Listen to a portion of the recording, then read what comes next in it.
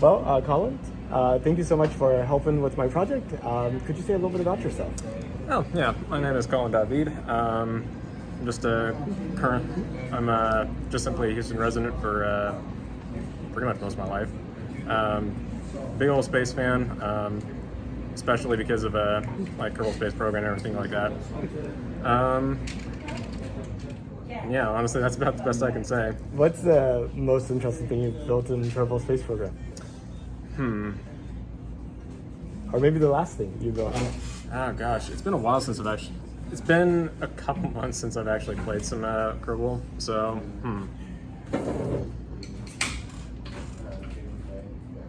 Probably the most interesting thing, I mostly play with like kind of mods, so I do play around with some of the things like the kind of semi-realistic like fusion drives and junk like that. And I think I have also made like a Mars mission that was more or less based like through a like space tug kind of system. Oh, wow. Okay, so you would actually the launch from Earth meet up with like a tug, and it would take you on to Mars type of thing? Yeah, complete with like a space station that's like being used as a refueling kind of post. But yeah, and I managed to get a mission going with that. That is pretty awesome.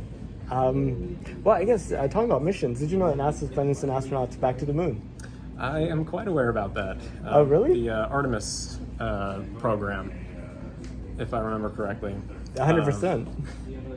And yeah, I've certainly been kind of following some of the updates about that.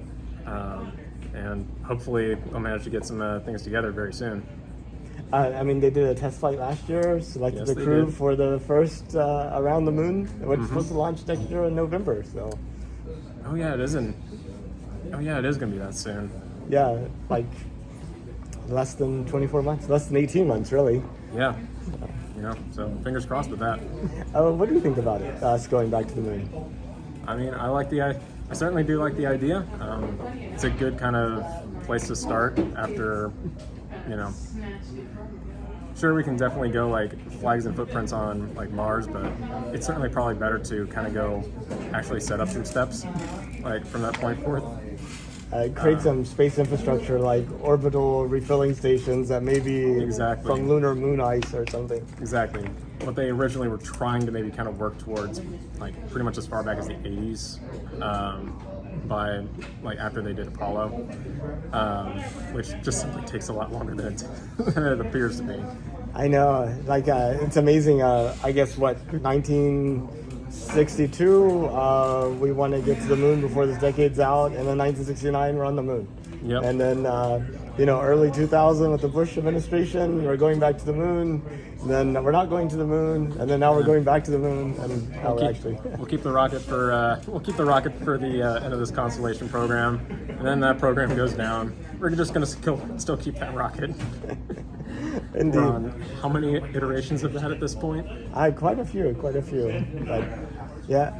So whenever you think about where all this might be leading to, and with like your kind of modeling inside of Kerbal Space Program, when you think out like 200 years, do you think we have people actually living in other places besides the Earth? In 200 years, I would certainly say that's probably pretty feasible. It's hard to say like how extensive though. It's possible that it could be still just kind of a select few like for science kind of missions. Okay. But considering the way that space tourism is going, honestly, it could be even further than that. I don't know about full-on like civilian colonies like, on things like Mars or something like that. But Musk manages to get something happening. Have you seen what he's been doing in Brownsville? With that Starship? Yes, the over in Boca Chica. Yes, Boca Chica. Our Starbase, as they've renamed it. Yes, I do.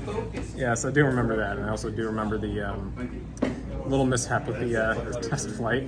Yeah, but it got off the path. So it's like the most powerful rocket, the most engines ever. Right. It is. Unfortunately, you didn't listen to what they were saying and not put a plastic filter or anything like that. Now they have the water deluge system, so that should be That's a good. good start. Good start. Okay. But now you still got to fix your pad. It's fixed now.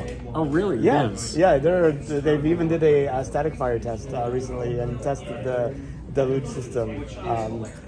So they're kind of moving on, and they just submitted the final mishap report to the FAA. So it looks like, I mean, fingers crossed, August, September. Maybe.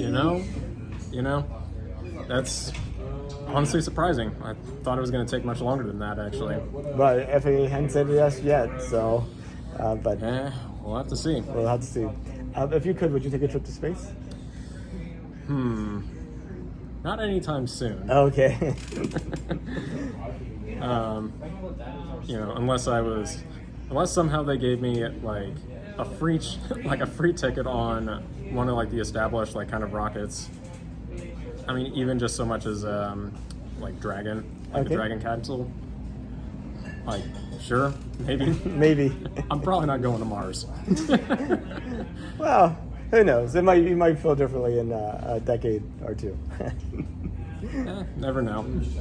Well, Collin, thank you so much for your time. Really appreciate it. Yeah, thank you so much.